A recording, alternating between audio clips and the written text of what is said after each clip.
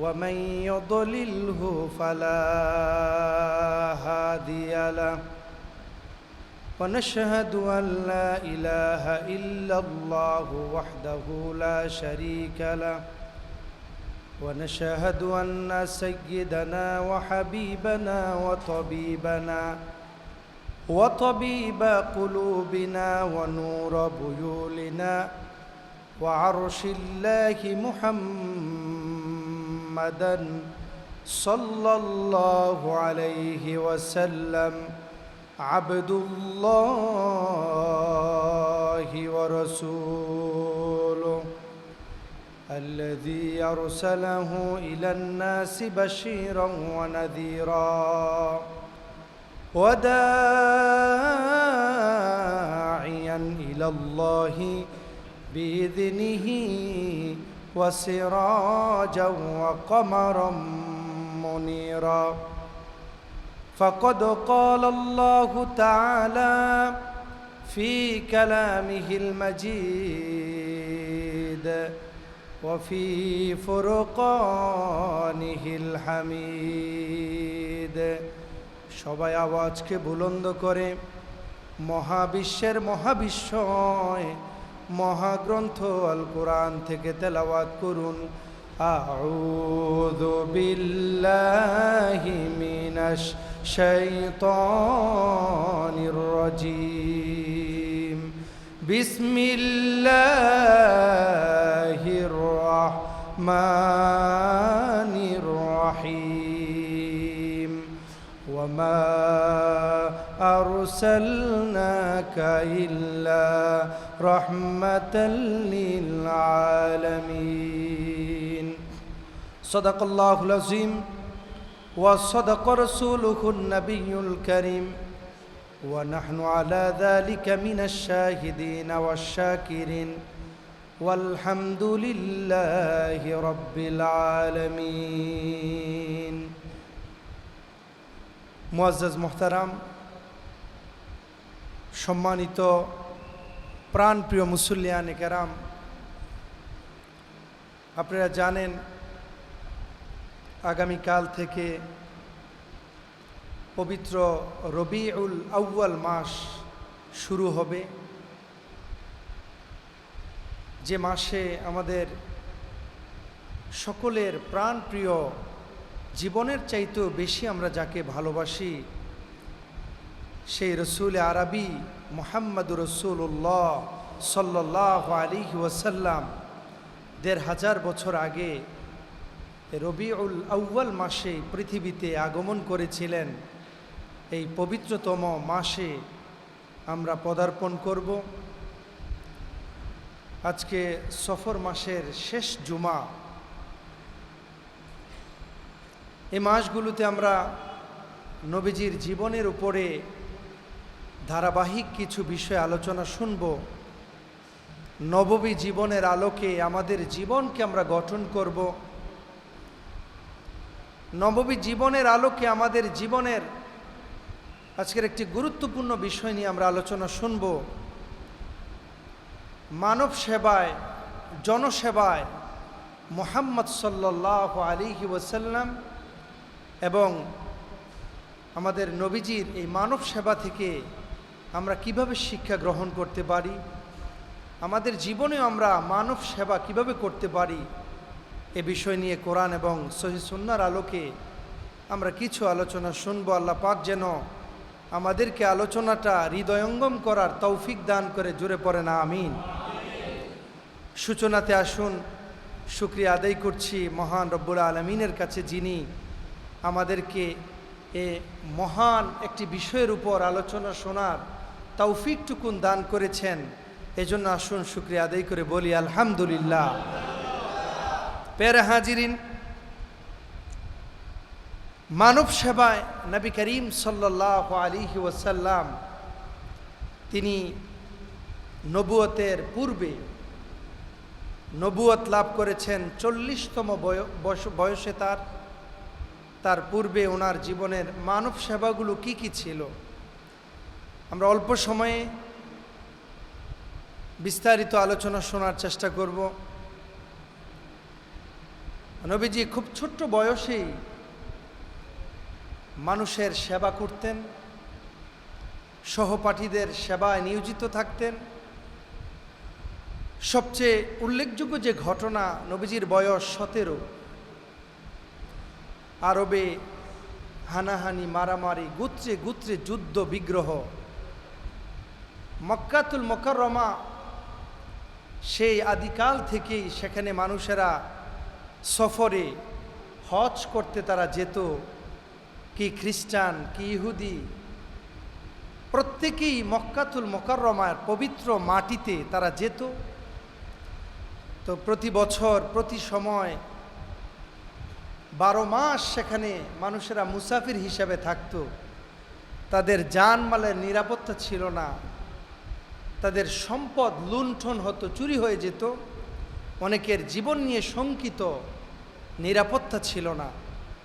নবীজির বয়স 17 বছর, মাত্র ইয়াং তরুণ একজন মানুষ। তিনি দেখলেন মানুষেরা এত মহাব্বত করে ভালোবেসে আমাদের এই মক্কাতুল মুকাররমায় আল্লাহর ঘরে তারা এখানে আসে ইবাদত করার জন্য, আর তাদের জীবন নিয়ে তারা শঙ্কিত, তারা ভয় পায় কে কোন দিক থেকে আক্রমণ করে কাকে মেরে ফেলে, এবং তাদের সম্পদগুলো লুণ্ঠন হয়ে যায়, চুরি হয়ে যায়। নবী করিম সাল্লাল্লাহু আলাইহি ওয়াসাল্লাম দেখলেন আরব দেশে অশান্তির বেড়াজালে পুরো আরব দেশ অশান্তি হয়ে আছে, কোথাও শান্তি নাই। তিনি দেখলেন অসুস্থ, দুস্থ, অসহায় মানুষের পাশে কেউ দাঁড়াতে চায় না, সবাই নিজেকে নিয়ে ব্যস্ত। নবী করিম সাল্লাল্লাহু আলাইহি ওয়াসাল্লাম দেখলেন অত্যাচারিত, নিপীড়িত, মাজলুম মানুষের পাশে কেউ দাঁড়ায় না, সবাই শুধু যার টাকা আছে, ক্ষমতা আছে, তার পক্ষে কথা বলে। এই 4টি সমস্যা তার চোখে ধরা পড়ল। বয়স তার 17। জোরে বলেন কত বছর? এখানে 17 বছরের ছেলে হয়তো 2-1 পাওয়া যাবে কি না সন্দেহ আছে। দেখেন, তিনি নবুয়তের পূর্বেই 17 বছর বয়সে এই 4টি মিশনকে বাস্তবায়ন করার জন্য আরবের যুবকদেরকে নিয়ে একটা সংগঠন তৈরি করলেন। নাম তার হিলফুল ফুজুল। জোরে বলেন কি নাম? এই সংগঠনের নাম আমাদের মুখস্থ, আমরা সবাই জানি। 17 বছর বয়সে হিলফুল ফুজুল সংগঠন তিনি গঠন করলেন। এই 4টি সমস্যাকে বাস্তবায়ন করার জন্য, সমস্যা সমাধান করার জন্য যুবকদেরকে নিয়ে তিনি হিলফুল ফুজুল শান্তি সংঘ নামে একটি সংগঠন করলেন। তাদের কাজ ছিল 1 নাম্বার, দেশের অশান্তিকে দূর করা।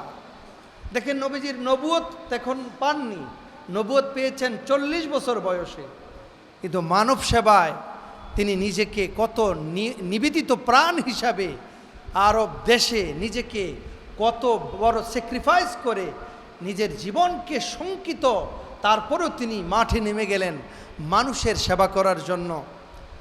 দেশের অশান্তি দূর করার জন্য কার্যকরী ভূমিকা তিনি নিলেন। কিভাবে দেশের শান্তি ফিরিয়ে আনা যায়? সেই সময়ে সন্ত্রাসী, লুটতরাজ, চোর, ডাকাত, যারা জীবন্ত মানুষকে হত্যা করতে দ্বিধাবোধ করত না, তাদের সামনে 17 বছরের একজন যুবক কিছু যুবক ছেলেদেরকে নিয়ে একটা সংগঠন করলেন দেশে শান্তি আনয়ন করার জন্য। চতুর্দিকে তার শত্রু বেড়ে গেল, কারণ সত্যের পক্ষে কথা বললে আমাদের দেশ কি সব জায়গাতেই শত্রু আপনার বেড়ে যাবে, অটোমেটিক শত্রু হয়ে যাবে, বলা লাগবে না আপনাকে, এমনিতেই শত্রু বেড়ে যাবে। ভাইরা আমার, যখন মেহমানেরা আরবে কাবাগর তওয়াফ করার জন্য আসতো, তাদের সম্পদগুলো চুরি হয়ে যেত। নবীজি ইসলাম টিম ওয়ার্ক করলেন যে কে সম্পদ চুরি করে বের করো। এরকম করে তিনি মানুষের মধ্যে একটা স্বস্তির নিঃশ্বাস আনতে পারলেন। এখন আর চুরি হয় না আরব দেশে, বলেন না সুবহানাল্লাহ। 17 বছর বয়স। ভাইরা আমার, নবী করিম সাল্লাল্লাহু আলাইহি সাল্লাম দেখলেন গোত্রের এক গোত্রের সাথে আরেক গোত্রের দ্বন্দ্ব, যুদ্ধ বছরের পর বছর। এই গোত্র আরেক গোত্রকে দেখতেই পারে না, দেখা হলেই যুদ্ধ শুরু হয়ে যায়, মারামারি কাটাকাটি। নবীজি সাল্লাল্লাহু আলাইহি ওয়াসাল্লাম হিলফুল ফুজুল সংগঠনের মূল 4টি কার্যকরী ভূমিকার মধ্যে অন্যতম একটি রাখলেন, গোত্রে গোত্রে যে মারামারি, এগুলো বন্ধ করে সহানুভূতিশীল আমাদেরকে শান্তির দিকে আসতে হবে। তিনি পরামর্শ সভা ডাকলেন, মানুষের মধ্যে শান্তি শৃঙ্খলা কীভাবে আনয়ন করা যায় তিনি চেষ্টা করলেন। 4 নম্বর, অসহায়, দরিদ্র, ক্ষুধার্ত যে সকল মানুষ, তাদের উপর জুলুম করা হয়, শ্রমিকের ন্যায্য পাওনা দেওয়া হয় না, শ্রমিকের উপর নির্যাতন করা হয়, কাজ করাবে 10 ঘন্টা, টাকা দিবে 5 ঘন্টার, এরকম নির্যাতন শুরু আরব দেশে। অত্যাচার, জুলুম, নির্যাতন, জালেমের পক্ষে সবাই। কেন? কারণ জালেমের টাকা আছে, ক্ষমতা আছে, কিন্তু মাজলুমের পক্ষে কেউ নাই। নবীজি সাল্লাল্লাহু আলাইহি সাল্লাম 17 বছর বয়সের যুবক দাঁড়িয়ে গেলেন তাদের পক্ষে, যাদের টাকা নাই, যাদের সহায় সম্বল নাই, গরিব, অসহায়, মজলুম, তাদের পাশে দাঁড়িয়ে গেলেন। আজ থেকে আরবে এমন কে আছে তাদের উপর জুলুম করবে? যুবকদেরকে নিয়ে দাঁড়িয়ে গেলেন। 17 বছর বয়সে সাকসেস হয়ে গেলেন। এই 4টি মিশন আল্লাহর হাবিব সাল্লাল্লাহু আলাইহি ওয়াসাল্লাম আরবে প্রতিষ্ঠা করতে পেরেছিলেন। জুড়ে বলেন না সুবহানাল্লাহ। ভাইরা আমার, এই নবুয়তের পূর্বে এই 4টি মিশনকে নবীজি সাকসেস করলেন কিভাবে? সম্ভব কি হলো? নবীজির এমন কি হয়েছিল যে নবী সাল্লাল্লাহু আলাইহি ওয়াসাল্লামের কি প্রয়োজন ছিল তাদের পক্ষে দাঁড়ানো? এটা ছিল মানব সেবা, জনসেবা। মানুষের পক্ষে কেউ যদি দাঁড়িয়ে যায়, রব্বুল আলামিন তার পক্ষে দাঁড়িয়ে যায়। বলেন সুবহানাল্লাহ। ভাইরা আমার, হাদিসে মুবারকাতে এসেছে, নবী করিম সাল্লাল্লাহু আলাইহি ওয়াসাল্লাম হাদিসে মুবারকাতে স্পষ্টভাবে উল্লেখ করেছেন, মান নাফসা আন মুমিনিন কুরবাতান মিন কুরবিদ দুনিয়া নাফাসাল্লাহু আনহু কুরবাতান মিন কুরবিন ইয়াউমিল কিয়ামা। যে ব্যক্তি, একজন মুমিন মুত্তাকি একজন ব্যক্তির একটি উপকার করবে, সে ঋণগ্রস্ত, তাকে ঋণে সাহায্য করবে, সে অভাবী, অভাব দূর করবে, সে অসুস্থ, তাকে সেবা করবে, সে ব্যক্তি রাস্তা পার হতে পারছে না, বয়স্ক মানুষ, হাত ধরে তাকে রাস্তা পার করে দিবে। একজন শিক্ষার্থী ভালো লেখাপড়া করতে পারে না, আপনি ভালো একজন শিক্ষার্থী অথবা টিচার হিসাবে আপনি যদি তাকে সহযোগিতা করে ভালো ফলাফল করায় দেন, এভাবে করে ছোট্ট ছোট্ট উপকার করেন।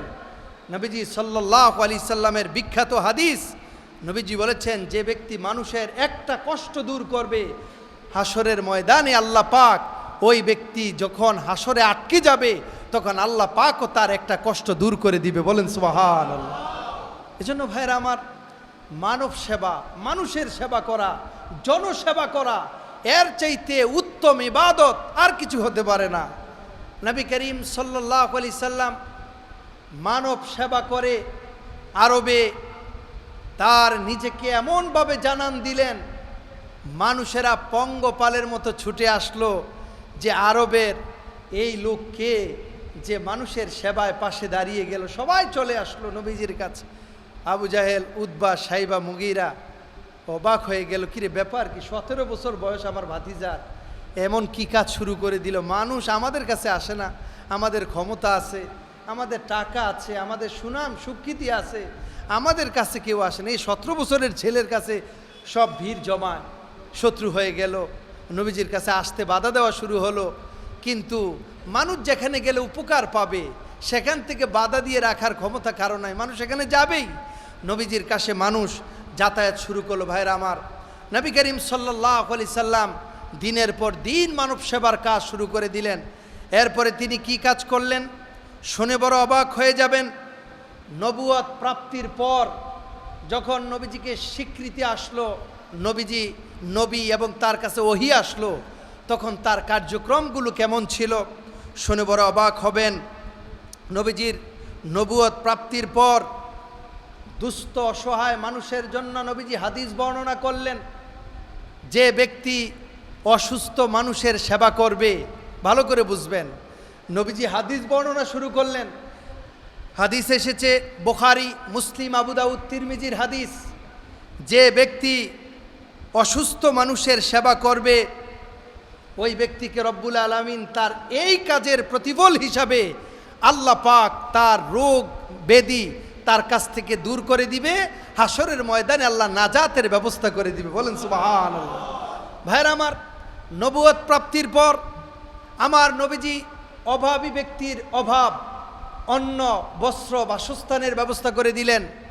যাদের টাকা নাই তাদেরকে টাকা দিলেন, যাদের খাবার নাই তাদেরকে খাবারের ব্যবস্থা করলেন, যাদের বস্ত্র নাই, কাপড় নাই, তাদের কাপড়ের ব্যবস্থা করলেন। জ্বলন্ত প্রমাণ, নবীজি যখন হিজরত করে মদিনাতুল মুনাওয়ারায় চলে গেলেন, ওনার সাথে মুহাজির সাহাবী যারা মক্কা থেকে কোটিপতি, মক্কার কোটিপতি, কিন্তু সম্পদ কিছু নেন নাই, স্ত্রী পুত্র সন্তান সব রেখে নবীজির মায়ায় মক্কা ত্যাগ করে মদিনায় চলে গেলেন। মদিনায় যাওয়ার পর তাদের টাকাও নাই, খাবারও নাই, বস্ত্রও নাই, কাপড় চোপড় নাই। কি করবেন? নবীজি সেখানে দৃষ্টান্ত প্রতিস্থাপন করলেন। আনসারি সাহাবী যারা, অর্থাৎ মদিনা শরীফের সাহাবী, তাদের সাথে পরামর্শ করলেন। প্রত্যেক আনসারি সাহাবী তাদের যাদের দুইটা ঘর ছিল তারা একটা মুহাজির সাহাবীকে দান করে দিল। সুবহানাল্লাহ পড়েন। যাদের টাকা ছিল তারা টাকা দিয়ে দিল, যাদের অন্য খাবার বেশি ছিল খাবার দিয়ে দিল, দুইটা পোশাক আছে একটা পোশাক দিয়ে দিল। এমনও প্রমাণ যাদের দুইটা স্ত্রী ছিল তারা এত মোহাব্বত করলো, একটা স্ত্রীকে তালাক দিয়ে ওই ভাইয়ের জন্য তারা দান করে দিল যে না, ওইটা তোমার স্ত্রী হিসাবে ব্যবহার করো, অর্থাৎ তোমার স্ত্রী। এটা এত স্যাক্রিফাইস করলেন। ভাইয়ের আমার, রাসূল করিম সাল্লাল্লাহু আলাইহি ওয়াসাল্লামের মিশন এবং ভীষণ ছিল যারা গরিব, অসহায়, যারা এই পৃথিবীতে যাদের কিচ্ছু নাই, তাদের জন্য আমার নবী আছেন। দাঁড়িয়ে যেতেন যেখানে যাদের টাকা ছিল না, পয়সা ছিল না। শুনে বড় অবাক হবেন, আমি নিজের চোখে দেখে এসেছি। বাবে জিব্রাইল নবীজির মসজিদে নববীতে ঢুকতে, হযরত জিব্রাইল যে গেট দিয়ে ঢুকতেন, এই গেটের ডান পাশে একটা নবীজি জায়গা করে দিলেন। এই মহল্লা, এই এলাকায়, এই দেশে, মদিনাতে, অথবা আমার যারা মোহাব্বত করো, যারা অন্য ধর্মাবলম্বী, সমস্যা নাই, যাদের টাকা নাই, পয়সা নাই, খাবার নাই, তারা ভয়ের কিচ্ছু নাই, যাদের অসহায় এবং যারা ভয় পাও যে তোমাদেরকে কেউ মেরে ফেলবে, তারা সব আমার মসজিদে নববীতে আসো। একটা জায়গা করে দিলেন, এখানে তোমরা বসবাস করো। আসহাবে সুফফা বলা হয় জায়গাটাকে। এখানে কোনো সময় এক এক দিন 400 জন মানুষ অবস্থান করত। নবীজি তাদের খাবারের ব্যবস্থা করতো। সুবহানাল্লাহ পড়েন। ভাইয়ের আমার, যে সময় খাবার ছিল না সেই সময়ে নবীজি সাল্লাল্লাহু আলাইহি সাল্লামের অন্ন, বস্ত্র, বাসস্থানের ব্যবস্থা অনেকেরই ছিল না। নবীজি আসহাবুস সুফফাতে সেখানে খাবারের ব্যবস্থা করতেন। হাদিসে এসছে 70 জন সাহাবী অল টাইম সেখানে তারা থাকতো। তাদের খাবার ছিল না, বসবাসের জায়গা ছিল না, কাপড় ছিল না। নবীজি তাদের অল টাইম 24 ঘন্টা তাদের তদারকি করতেন, খাবার দিতেন, তাদেরকে পোশাক দিতেন, তাদের ঘুমের ব্যবস্থা করতেন, তাদেরকে নিরাপত্তা দিতেন। তাহলে নবী সাল্লাল্লাহু আলাইহি সাল্লামের জীবনীতে দেখা যায় আসহাবুস সুফফা 70 জন সাহাবী, কোনো সময়টা 400 জন পর্যন্ত হতো, তাদের খাবারের ব্যবস্থা নবীজি করতেন। আজকে আমরা নবীজির উম্মত নিজেদেরকে দাবি করি, আজকে আমরা কত অপচয় করি। রেস্টুরেন্টে গেলে দেখা যায় খাবারের স্তূপ পড়ে আছে। আজকে দেখা যায় 5 স্টার হোটেলে যখন যাবেন, বুফেটে যাবেন, লক্ষ লক্ষ টাকার খাবার অপচয় হয়।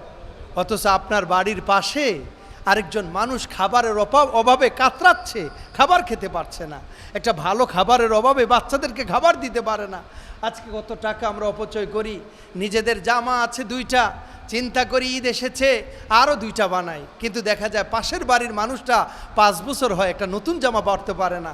এই যে চিন্তা, এই গবেষণা আমাদের নেই। নবীজির জীবন থেকে এই চিন্তা আমাদের আনতে হবে। নবীজি তার জীবনটাকে কিভাবে বিলিয়ে দিয়েছেন মানুষের জনকল্যাণে, মানব সেবায়। আমরা সেদিকে আমাদের জীবনকে অবশ্যই অতিবাহিত করতে হবে। তাহলে নবীর মোহাব্বত, নবীর ভালোবাসা, নবীর এই জন্মের মাসে আমাদের এই শিক্ষাগুলো যদি আমরা নিতে পারি, তাহলে আমাদের জীবনে আমূল পরিবর্তন হবে এবং এক একটি কল্যাণকর কাজ নাজাতের উসিলা হবে। জোরে পড়ে না আমিন। ভাইরা আমার, নবী করিম সাল্লাল্লাহু আলাইহি সাল্লাম বেকার যারা বেকার তাদেরকে ভিক্ষাবৃত্তির দিকে ঠেলে দিয়েছেন এরকম কোনো প্রমাণ হাদিসে পাওয়া যায় না। নিরুৎসাহিত করেছেন। সবচেয়ে নিকৃষ্ট হালাল কাজ এটার নাম হচ্ছে ভিক্ষাবৃত্তি করা। নবীজি সাল্লাল্লাহু আলাইহি সাল্লামের কাছে একজন আনসারী সাহাবী আসলো। আপনারা সেই হাদিস জানেন, আমি হাদিসের রেফারেন্স দিচ্ছি, আবু দাউদ শরীফের বিখ্যাত হাদিস। এই হাদিস সকলেই বলে, কিন্তু হৃদয়ঙ্গম করা এটা আমাদের অতীব জরুরি। অনেকে না চাইতে একটু সমস্যায় পড়লে আমরা আরেকজনের কাছে হাত পেতে বসি। নবী করিম সাল্লাল্লাহু আলাইহি সাল্লাম তিনি কি শিক্ষা দিলেন আমাদেরকে খুব ভালো করে খেয়াল করুন। নবী করিম সাল্লাল্লাহু আলাইহি সাল্লামের কাছে একজন আনসারী সাহাবী এসে বলল, ইয়া রাসূলুল্লাহ, খাবারের কিচ্ছু নাই, আমার একটু সাহায্য করেন। ভিক্ষা চাইলেন। নবী করিম সাল্লাল্লাহু আলাইহি সাল্লাম ডাক দিয়ে বললেন, আমা ফি বাইতিকা শাইউন, ওরে সাহাবী, তোমার বাড়িতে কি এমন কিছু আছে যেটা আমার কাছে নিয়ে আসতে পারো? আপনারা জানেন ওই সাহাবী বলল, ইয়া রাসূলুল্লাহ, আমার বাড়িতে কিছু আছে। দৌড় দিয়ে বাড়িতে গেলেন, গিয়ে সহিহ আবু দাউদের হাদিস, গিয়ে তার বাড়িতে একটা কম্বল পেলেন আর একটা পানি খাওয়ার পাত্র পেলেন, আর কিচ্ছু পেলেন না। দুইটা নিয়ে দৌড় দিয়ে নবীজির দরবারে এসে বললেন, ইয়া রাসূলুল্লাহ, এই দুইটা আমার বাড়িতে পেয়েছি, আর কিচ্ছু নাই। নবীজি নিলামে তুললেন এই দুইটাকে সাহাবীদের সামনে। এমন কে আছো এই দুইটা জিনিসকে কিনবা? একজন ডাক দিয়ে বলল, ইয়া রাসূলুল্লাহ, আমি 1 দিরহাম দিব। নবীজি এটাকে নিলামে তুললেন, দুইবার বললেন, আর কি কত দিতে চাও? এমন কি কেউ আছো এর চেয়ে বেশি দিবা? কেউ নাই। তৃতীয়বার বললেন, আর কি কেউ আছো বেশি দিবা? একজন ডাক দিয়ে বললেন, ইয়া রাসূলুল্লাহ, আমি 2 দিরহাম দিব। নবীজি এটা বিক্রি করে দিলেন। সাহাবীকে ডাক দিয়ে বললেন, তোমার এই জিনিসগুলো আমি বিক্রি করে দিয়েছি 2 দিরহাম। 1 দিরহাম টাকা খরচ করে বাড়িতে খাবারের ব্যবস্থা করো, আরেক দিরহাম তোমাকে দিয়ে দিলাম, এটা বাজার থেকে একটা কুঠার কিনে আনো। তিনি বাড়িতে গেলেন, খাবার দিয়ে আসলেন, বাচ্চা স্ত্রীদেরকে খাও তোমরা। কুঠার আনলেন, নবীজি নিজে হাতলটা লাগিয়ে বললেন, যাও 15 দিন এই এলাকায় থাকবা না, কাঠ কেটে এরপরে তুমি ব্যবস্থা করো। 15 দিন সে কাঠ কেটে 15 দিন পর নবীজির দরবারে আসলো। আবু দাউদের বর্ণনা। এসে বলল, ইয়া রাসূলুল্লাহ, আপনি বলেছেন 15 দিন না আসতে, আমি এসেছি। বলল, পকেটে কয় টাকা আছে? 10 দিরহাম। বলল, দেখেছো, তোমাকে আমি ভিক্ষাবৃত্তি থেকে বাঁচাই দিলাম। কারণ যে ভিক্ষাবৃত্তি করে হাসরের ময়দানে তার চেহারার মধ্যে একটা দুর্গন্ধযুক্ত কালো দাগ পড়ে যাবে, সে ভিক্ষা করত। আমি তোমাকে সেইখান থেকে বাঁচাই দিলাম, যাও কাঠ কেটে খাও। ভাইরা আমার, সাহাবীকে নবী সাল্লাল্লাহু আলাইহি ওয়াসাল্লাম ভিক্ষাবৃত্তির দিকে দিলেন না। আজকে ইসলাম মুসলমান আমরা যখন নিজেদেরকে বড় দাবি করতে চাই, তখন দেখা যায় এই ভিক্ষাবৃত্তিগুলো আমাদের সামনে চলে আসে। ভাইরা আমার, এগুলো থেকে দূরে থাকতে হবে। যতক্ষণ না পারা যায়, কারো কাছে হাত না পাতা যায়, ততক্ষণই ভালো। নবীজি বলেছেন এটা নিকৃষ্ট হালাল একটা, সেটা হলো ভিক্ষাবৃত্তি। এই ভিক্ষাবৃত্তি না করা নবীজি বারবার উৎসাহিত করেছেন। আপনি যতটুকু পারেন নিজে কষ্ট করেন, নিজে শ্রম দেন, বেকারত্ব দূর করেন। আমাদের মাননীয় চেয়ারম্যান মহোদয় হাজার হাজার মানুষের বেকারত্ব দূর করে কর্মসংস্থানের ব্যবস্থা করে দিয়েছেন। আমরা দোয়া করি স্যারের এই কাজের বদৌলতে আল্লাহ পাক যেন হায়াতে তাইয়্যিবা দান করে পড়ে না আমি। ভাইরা আমার, রাসূল করিম সাল্লাল্লাহু আলাইহি সাল্লাম এভাবে বেকারত্ব দূর করতেন। তিনি বেকারত্বকে কখনো প্রশ্রয় দিতেন না, সবাইকে কাজে কর্মে লাগাই দিতেন। তুমি এটা করো, তুমি ওইটা করো, কাজ করে খাও। মানুষকে কর্মঠ করে দিতে হবে, বেকারত্ব দূর করতে হবে। ভাইরা আমার, কেউ যদি কারো বেকারত্ব দূর করে দেয়, মনে করেন আপনার কাছে চাকরির ব্যবস্থা আছে, আপনি যদি বিনা ঘুষে তার চাকরির ব্যবস্থা করে দিতে পারেন, ভাইরা আমার, সারা জীবন সে যেই টাকা উপার্জন করবে, যে সওয়াব পাবেন, পুরা সওয়াব আপনার আমলনামা আল্লাহ দিয়ে দিবে। বলেন সুবহানাল্লাহ। একজন বেকার মানুষের যদি কর্মসংস্থানের ব্যবস্থা আপনি করে দিতে পারেন, তার যে কষ্ট লাঘব করে দিলেন, এর সওয়াব আপনার আমলনামায় অটোমেটিক চলে আসবে। এজন্য যাদের সুযোগ আছে বেকারত্ব দূর করে দিবেন, মানুষকে কর্মসংস্থানের ব্যবস্থা করে দিবেন। আমাদের অনেক অফিসার মহোদয় আমাকে বলে, হুজুর লোক নিয়ে আসেন, আমি কাজ দিব। আমার বড় ভালো লাগে, এটা হাদিসের কথা। উনি বলছেন কাজ দিবে। আমার নবীজি বেকার রাখতেন না, মানুষকে কাজ দিয়ে দিতেন। ভাইরা আমার, এজন্য বেকার, এটা হচ্ছে যারা বেকার থাকে অলস মস্তিষ্ক, শয়তানের আড্ডাখানা। যারা বেকার থাকে তাদের মাথায় আসে কিস্তি তুলো খাও, কিস্তি তুলো খাও, হারাম করো খাও, সুদ তুলো খাও। কিন্তু যে কর্মঠে সে চিন্তা করে যে আমি কামাই করি 10,000 টাকা, তো কিস্তি তুলে আমি খাবো কেমনি, সুতরাং তার চাহিদাও কমিয়ে যায়, 10,000-এর মধ্যে চলার চেষ্টা করে। এজন্য কর্মসংস্থানের ব্যবস্থা করে দিতে হবে, এটা আমাদের উচিত। আমরা যারা সুযোগ আছে আমরা মানুষকে কর্মসংস্থানের ব্যবস্থা করে দিব। রাসূল করিম সাল্লাল্লাহু আলাইহি সাল্লাম তিনি দারিদ্র্য বিমোচনে তার সুদূর প্রসারী অনেক কার্যক্রম ছিল। আমরা আজকে অনেকেই বলি যে আমাদের মুসলমানদের চাইতে খ্রিস্টান ইহুদিরা বেশি মানুষের সেবা করে। না, এটা কোশ্চিনকালেও না। মুসলমানদের চাইতে মানব সেবা পৃথিবীতে আর কেউ করে না, এটা প্রমাণ নাই। নবী করিম সাল্লাল্লাহু আলাইহি সাল্লামের জীবনে মানব সেবা কাকে বলে? তিনি নবী করিম সাল্লাল্লাহু আলাইহি সাল্লামের একজন ইহুদি ছেলে, সে অসুস্থ হয়ে পড়ল। নবীজি সাল্লাল্লাহু আলাইহি সাল্লাম মদিনা শরীফে তার ঘর থেকে সাহাবীদেরকে নিয়ে ইহুদি ছেলের বাড়িতে গিয়ে সেবা শুশ্রূষা করে ওই ইহুদির খবর নিলেন এবং তাকে সুস্থ করলেন। সুবহানাল্লাহ কি পড়বেন না? একজন ইহুদি ছেলে তার সেবা করলেন। ভাইরা আমার, নবীজি সাল্লাল্লাহু আলাইহি সাল্লাম দারিদ্র্য বিমোচনে তিনি জাকাতের প্রবর্তন করলেন, জাকাতের ব্যবস্থা করলেন। আজকে আমরা জাকাত দিতে চাই না, আমরা জাকাত অন্য মানুষকে দিতেও চাই না, নিজেও দিতে চাই না। নবী সাল্লাল্লাহু আলাইহি ওয়াসাল্লাম দান করতেন, এমনিতে সদকা করতেন, দান করতেন বেশি বেশি। একজন মানুষ ঋণগ্রস্ত, 2 লাখ টাকা ঋণে পড়ে গেছে, আমার সম্ভব আমার পক্ষে আপনি 2 লাখ টাকা দান করে দেন, যাও এটা ঋণ দিয়ে দাও। এই যে আপনার মন মানসিকতা, এটা নবী সাল্লাল্লাহু আলাইহি ওয়াসাল্লাম এভাবে করতেন। নবী সাল্লাল্লাহু আলাইহি ওয়াসাল্লামের কাছে কেউ যদি এসে হাদিয়া দিতেন, ইয়া রাসূলুল্লাহ আপনার জন্য হাদিয়া নিয়ে এসেছি, নবীজি মোট করে ধরতেন, আরেক হাতে আরেকজনকে দান করে দিতেন। এই ছিল নবীজির স্বভাব। কিন্তু আজকে আমরা শুধু পাইতে চাই, দিতে চাই না। আমরা দিতে চাই, আমরা দিতে চাই। এই নিয়ম এই যদি আমরা প্রবর্তন করতে পারি তাহলে দুনিয়া এবং আখিরাতে কল্যাণ, এবং আল্লাহ পাক এই কাজের বদৌলতে নবীজির সাথে আমাদের হাসর এবং নসর করাবেন। আল্লাহ পাক যেন তৌফিক দান করে পড়েন, আমিন। ভাইরা আমার, নবী করিম সাল্লাল্লাহু আলাইহি সাল্লাম তার জীবন উন্নয়নে অনেকগুলো কাজ করতেন। তিনি গাছ রোপণ করতেন, গাছ। আমরা তো এখন গাছ কিভাবে কর্তন করা যায়, কিভাবে গাছ কাটা যায় এদিকে আছি, গাছ রোপণ কর্মসূচি আমরা নেই না। কিন্তু নবীজি সাল্লাল্লাহু আলাইহি ওয়াসাল্লাম সেই মক্কা মদিনাতে সেখানে রোদ গাছ হতো না, তিনি সেখানেও গাছ রোপণের ব্যাপারে সাহাবীদেরকে বারবার উৎসাহিত করতেন, গাছ লাগাও, পরিবেশকে বাঁচাও। এই যে গাছ লাগাও পরিবেশ বাঁচাও একটা স্লোগান আছে, এটা নবীজির কথা, নবীজির হাদিসের কথা। সুতরাং গাছ লাগাতে হবে। আপনি প্রতি মাসে চিন্তা করেন এক একটা গাছ লাগাবেন, কত? হয়তো 50-100 টাকা, কিন্তু এটা সুন্নাহ, নবীজির সুন্নাহ। নবীজি গাছ লাগাতেন। আপনি গাছের কর্মসূচি নেন যে আমি বছরে কমপক্ষে 20টা গাছ লাগাবো। এরকম করে সবাই যদি নিয়ত করেন যে আমি 20টা গাছ লাগাবো, তাহলে অক্সিজেনের অভাব হবে না, সবুজ শ্যামল আমাদের পৃথিবী হয়ে যাবে, নবীজির সুন্নাহ আদায় হবে। ভাইরা আমার, নবী করিম সাল্লাল্লাহু আলাইহি সাল্লামের অনেকগুলো কাজ এবং কর্মপদ্ধতি ছিল। আমরা মনে করি নামাজ পড়া এটাই শুধু ভালো আমল, কিন্তু আমরা এটা মনে করি না অন্যের উপকার করা এটাও ভালো আমল। রাসূল করিম সাল্লাল্লাহু আলাইহি সাল্লামের হাদিস, বুখারী, মুসলিম, তিরমিজির বর্ণনা, কুল্লু মারুফিন সাদাকা। তিনি বলেছেন প্রত্যেক নেক আমল, প্রত্যেক ভালো কাজ এক একটা নেক আমল সদকা স্বরূপ, যদি সেটা ছোটও হয়। আমরা মনে করি যে আজকে কয় রাকাত নামাজ পড়লাম এই হিসাবটা আমরা করি, কিন্তু আমরা এই চিন্তা করি না আমি কতজনের ভালো উপকার করলাম।